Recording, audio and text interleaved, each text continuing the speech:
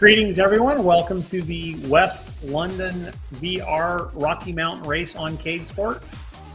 We're happy to have everyone out today.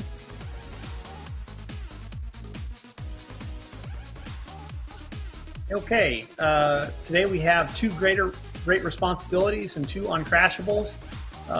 Used wisely, the uncrashables should get you through the tricky spots of the course, but watch out for that great responsibility. Don't use it before a corner, or otherwise, unless you're using uncrashable at the same time, you probably will go down.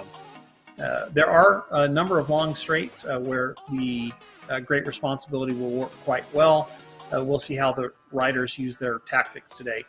Generally speaking, Rocky Mountain is not a technical course, although there's a couple of places that can catch you out, so you got to pay attention to those.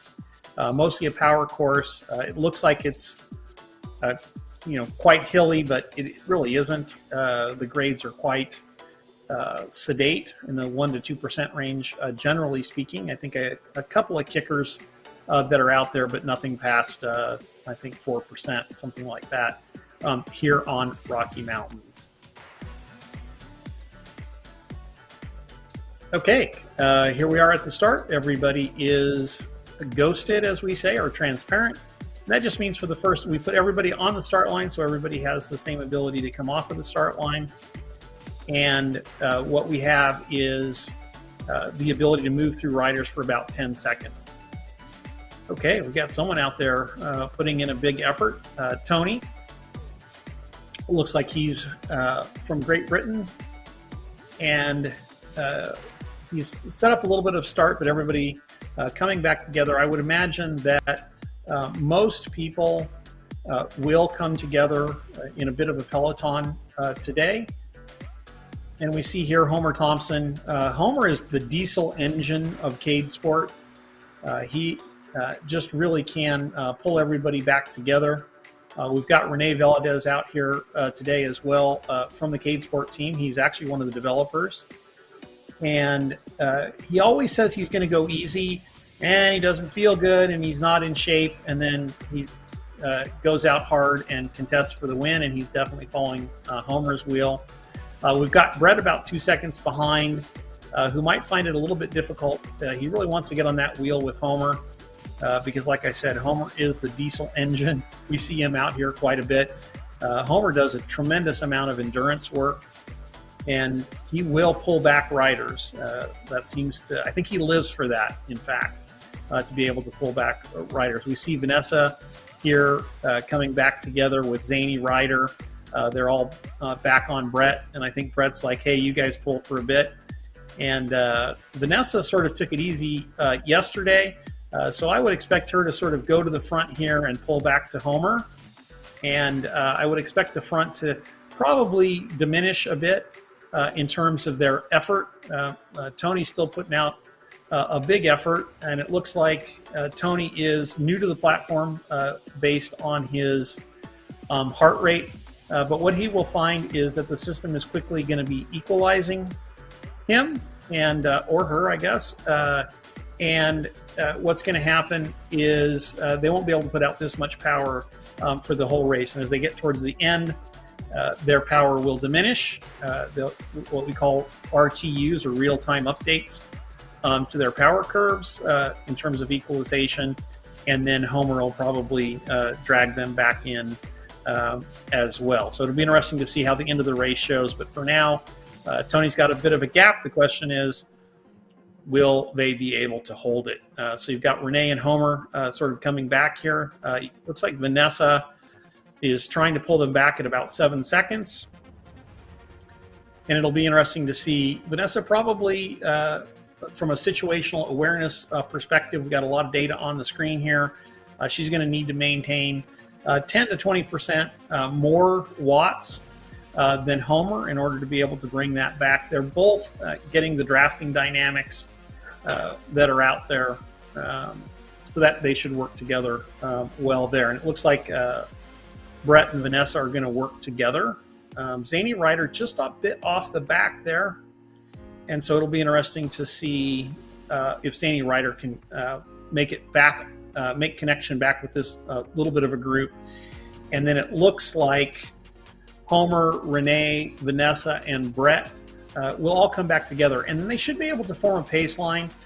Pace line works really well on Cadesport. You might want to turn off autopilot. We have a new TTT mode coming for autopilot that would help you in a pace line so that you don't follow the rider in front of you. So unlike some other cycling, virtual cycling platforms, Cadesport its autopilot and its drafting dynamics are all meant to mimic in real life. So autopilot tends to follow another rider unless you're putting out substantially more power than the rider in front of you, in which case the autopilot understands that you'd like to pass that rider, and you will move you out into a clear lane so that you can pass the rider. But better is probably to steer because then you don't have to put out a big wattage difference. So what I see here is Homer and Renee definitely sort of in the the cool zone. Oh, Vanessa using greater responsibility power up on this long straight. We'll see if and she's even leaving Homer and Renee behind. So Vanessa's legs must be feeling really, really good today, or she's expecting the other riders to respond with greater responsibility as well. Vanessa's within 6 seconds of Tony, and so we'll see how good she is feeling today. She's maintaining about 600 watts. 421 watts is equalized. She can see Tony, and looks like she's trying to bring Tony back. Brett also using the power up, and hopefully that power up is going to diminish. Yep, so that's really good timing as well. But if you save it for too late, you're going to run into this corner, and then you'll probably crash at that sort of thing. So Renee is really pushing the envelope here. Might have waited a little too late, and probably hitting the brakes about. Oh wow, that was really close timing, and no. So that was a great play, but it cost him in the end. Had to use that a little bit earlier. So it's too bad that Renee wasn't listening to the commentary a little bit earlier when I said you want to use that early on the straights. 20 seconds of greater responsibility means you recover a tremendous amount of ground. And now what we have here is Vanessa 2 seconds behind Tony. Tony's heart rate at 292. I think this is probably the first time they've been on the platform. But Vanessa's going to keep pushing, which is very wise here because Tony's power is going to diminish and diminish and diminish over time. And it looks like Tony's, upping, trying to maintain that gap. And Vanessa's doing a fantastic job for a rider who is fully equalized. She rides multiple times per week. And then here is the one of the key equalizers. We see that Tony goes down in a tight corner because he's putting out lots of watts, him or her, and we see that Vanessa. Oh, so I thought Vanessa was gonna definitely be able to sort of take the lead there because skills play such a significant part in Cadesport. Here we've got Brett from West London. Definitely moving closer, and this will be interesting to see how this plays out because, again, as the event goes on, Tony's power is going to be reduced more and more and more, and we can see Vanessa is now in the draft of Tony, and if Brett can get there, then obviously they're going to get the draft savings, and even the power advantage that Tony normally has will be sort of neutralized between that and the skills, between drafting and the skills. This should be quite an interesting finish. We've got Renee 11 seconds off the back. Looks like maybe he's sort of thrown in the towel a little bit, or he's waiting for Homer, which is a very wise move to wait for the diesel engine here on Cadesport. So we're going to go through some tight corners. Oh, looks like Tony is sort of learning that you got to take these carefully. So that's a quick study. Very good in that regard. He'll probably be a little overcautious, which is quite natural when you're coming to Cadesport. At first, you don't really get the corners, then you crash in the corners, then you become overcautious, and then you can see here Brett is doing a fantastic job with the skills, really sort of pushing those corner speeds. And with a little bit of practice, Tony will be able to do that as well. But you see there's a little bit of a gap. And so this sort of equalization, skills, drafting, pieces all coming together, we'll see Tony be able to sort of put the hammer down here and get caught back up. And then you've also got to pay attention to these corners, and you see Tony sort of easing up there. So this is great dynamics here on Cadesport. We've got 3 people on the front. Actually, we've got a long way to go. It's 2 laps. So I would say here advantage Brett and Vanessa. But Tony says, I don't think so. I've got lots of power in my legs. And so it'll be interesting to see how that looks over time. We see Brett here just off the back, and then coming back into Cadesport. One of the things that you'll see on Cadesport is that because of the drafting dynamics, it'll look a lot more like in real life, the pelotons. Instead of sort of being a blob that goes across the road, you'll see that on Cadesport, but that's when the peloton's going pretty easy, just like it is in real life. And when the peloton is going hard, you'll see it sort of, line up. So Tony says, I've got lots and lots of power, so I'm going to use that. Brett responds to the attack as well. And we'll see how this sort of works out. We're nearing halfway point in the race. Some great graphics. I love the lighting here on Rocky Mountains in Cadesport, and the God rays, as they're typically called, the sun as it moves through the trees and creates the different pieces here. Now, looks like Vanessa backed off there a little bit, and looks like she's also trying to bring the power back up. And it'll be interesting to see if she can get back up to Brett, or if this sort of becomes an individual time trial, for the various racers. Now I see Homer, he's about 28 seconds back. He's putting out 500 watts. So I don't know if he went down in a crash or exactly what happened that's got him sort of off the back. But he's holding quite a few watts. But that might be he might have had a technical. That looks like it might have been a technical to me, because it looks like maybe he disconnected, maybe he had an internet blip, because otherwise his power would be changing. And so would his speed be, and so it looks like that's locked in. So it doesn't look like Renee's totally given up the ghost today yet, but he's certainly not doing anything to sort of close the gap. Now, Brett is entering the Hurt Locker here on Cadesport. We have equalized heart rate, so you don't really know what a person's max heart rate is, but you do know from the sense of 200 is the max that we typically display. You can see that Tony's at 310, and that will get changed overnight, as we've seen Tony's new maximum heart rate as well. Okay, and then we've got Vanessa using an uncrashable and a greater responsibility in the corners right before the long straight. So it looks like she's trying to, not only has she closed down Tony, but she's moved in front of Tony, and now Tony is using a greater responsibility right before the corner. And that's where a little bit of knowledge of Cadesport, so it's a great reaction by Tony to respond to Vanessa, but a little more familiarity with the platform and realizing that you wanted to save that one probably until the straight, or use it in combination like Vanessa did with the uncrashable. Great use there.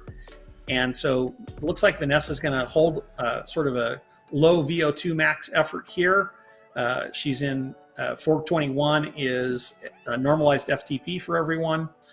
Similar to heart rate, I was mentioning that earlier. 200 is generally the max heart rate that you would normally see. And once the system learns about a person, it displays 200 as the max heart rate or a percentage thereof. So while you don't know the actual maximum heart rates of the individuals participating, you do get a sense for how hard they're going overall. So here we can see that Brett's at 190. That's making a very significant effort. basically 95% of his maximum heart rate that we've ever seen on the platform. And it's being difficult, I think, for Brett to climb on to Tony. But what you're probably also seeing from Tony now is that these real-time updates in terms of what his power curve looks like, because he's new to the platform and we've just seen him for the first time, or her. Sorry, I keep saying him. By the way, my mom's name was Tony, so I should totally get it on the female side. But what you're seeing here is Brett now being able to sort of connect with Tony. And now the danger is that Vanessa is 7 seconds up the road. She's at 170. She's pretty comfortable. I think Brett will do some recovery. We can't really tell for sure where Tony is, but I'm starting to assume that Tony is now also in the hurt locker. And we've actually got a little bug in here because we shouldn't even be showing anything over 205, but for today, it benefits us well. Okay, so we see here Tony making an attack. So Tony, I would say, is a very aggressive rider. We see Brett responding to that. And Vanessa's pretty comfortable, but she doesn't seem to be going hard. We've got about just a little under 5 kilometers to the finish. Brett takes up the position in front of Tony, and now we're all three are back together on the front here. Very interesting 3-up race. Oh, I love this. Brett says, yep, I'm in the hurt locker, but it's time to put everybody else in the hurt locker. Great cycling strategy. Generally speaking, when I was racing out on the road, one of the things that the coach would always remind us of is when you're hurting, probably everybody else is hurting too. So that's a great time for an attack. Of course, it was always easier, I thought, for the coach to say it than for us to do it. But it does often work quite well. And even repeated attacks can really sort of get into the mental psyche of the people who are riding with you. So Brett here is holding about over FTP. So again, probably low VO2 max effort again here. Vanessa probably putting out a little bit too much effort in the draft there. So a little bit of a sticky draft there unless she goes really hard and she'll go around. But otherwise, she's definitely going to want to conserve the energy. Nice drop down in power by Brett around the corners. That really looked quite good. We see Tony dropping off the back there through the corners. And again, it's definitely a skill that you want to learn. I was talking with a mountain biker the other day who is on Cadesport, and they said they're improving their times on their mountain bike courses because they're improving their cornering thanks to Cadesport and sort of having a better mental picture of when you need to brake, when you need to coast, when you need to put the power down. And they were quite surprised because they thought they were quite good at corners already. But that additional mental focus that the simulation is providing is helping them on the road outside. So I am loving the fact that Cadesport's equalization system is kicked in. We could see that early on Tony had a lot of extra power, and that seems to be neutralized. Now we'll see here coming in the straights, Tony seems to be a very quick study in how to use the power-ups and how to get around the corners. And all you have to worry about here is that you lose that uncrashable in the corner. Oh, and that catches Brett out just as I was saying it. I wish I'd mentioned it a little bit earlier. You really do have to worry about that power-up running out mid-turn, and then you end up crashing. And that caught Brett out. But love the heart that Brett is showing here. Fantastic heart. Brett is like, I am going to climb right back into this thing, and that is fantastic. So hopefully Brett will climb back on. I am certainly pulling for Brett to get back on. Looks like he would have had a big sprint at the end. This will certainly burn some matches for Brett. But Brett, I am totally rooting for you. What a fantastic show of heart there. And then, kudos to Tony here. Vanessa's very skilled at the corners. And I don't know if Tony was a little bit lucky there. or absolutely a quick study because he goes through those corners very well. And it looks like maybe Brett went down. I missed it. That'll be unfortunate if that was the case because, like I said, a fantastic heart shown by Brett. Definitely will round out the podium and certainly deservedly so. With 1.7 kilometers to go, I doubt that he'll close that 6-second gap, but we'll see. Vanessa is now putting the hurt on Tony and showing Tony how it's done. Now, interestingly, we've got different bike choices here. More and more equipment selections coming to Cadesport, even changing your tire width, your tire tread, your tire pressure, types of brakes on the front and back. And we do take into account, we do all the physics calculations for both the front tire and the back tire. Oh, wow. So, Tony, that was a brilliant play. I thought Tony had it all locked up for the win there, but just a little bit early on that. Oh, and Brett says, you know what? I have a trick up my sleeve too. So with 1 kilometer to go, maybe it's advantage Brett. This will be phenomenal. It would be great for a West London rider to win the West London event. Oh, watch that corner. Watch that corner. Oh, fantastic. Fantastic stuff. 0.5 kilometers to go. Looks like Vanessa's going to try and catch back on. But what a fantastic use and of the tactical, of the power-ups by Brett.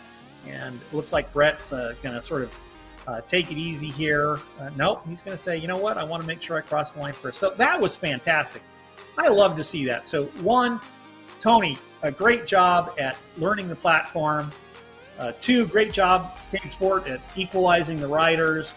3, the skills definitely played a part. And then 4, the power-ups and the tactics used by Brett here. Absolutely phenomenal. And the heart that he showed, a fantastically deserved win. Bravo, kudos, chapeau, whatever you want to say. But the accolades should definitely go. Vanessa, definitely a run for the money, but didn't save one of those power-ups and didn't get far enough away on the others. But as you know, to highlight here again, everybody's racing together.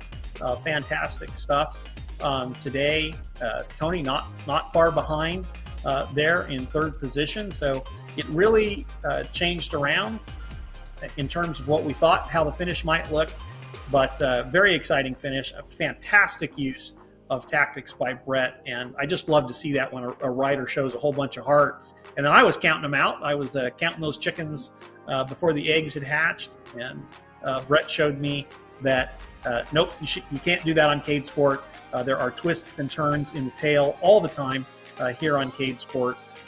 And we see Renee here crossing the finish line. Great job from him with regards, I mean, he's a developer, so what can we say? He's not even really a cyclist. Come on. 4th place finish for him is great. By the way, me and Renee have been working together for like 25 years, so I can give him a little bit of a hard time for sure. Zany rider here, going to go ahead and finish out the day. And hopefully we'll get to see some of those nice sun rays coming through on the platform that we saw on the first lap. But anyway, fantastic racing today. I know I'm repeating myself here, but I just thought Brett did an awesome job today. And there are the sun rays. If you don't, there's 2 modes on Cadesport that you may not be aware of. One is sort of medium or low graphics, and one is high graphics. This is the high graphics version. If you're riding on the low graphics version, it doesn't quite look as nice, but it runs on hardware that's much more suitable for lower class machines. And that's just our way of being able to include everybody, because we view ourselves as the most inclusive platform, virtual cycling platform today. So great racing today. Thanks everyone for coming out. And Renee, kudos. Once again, I think you probably went harder than you wanted to. So I'll look forward to chatting with you later and seeing how much coding you are getting done this afternoon.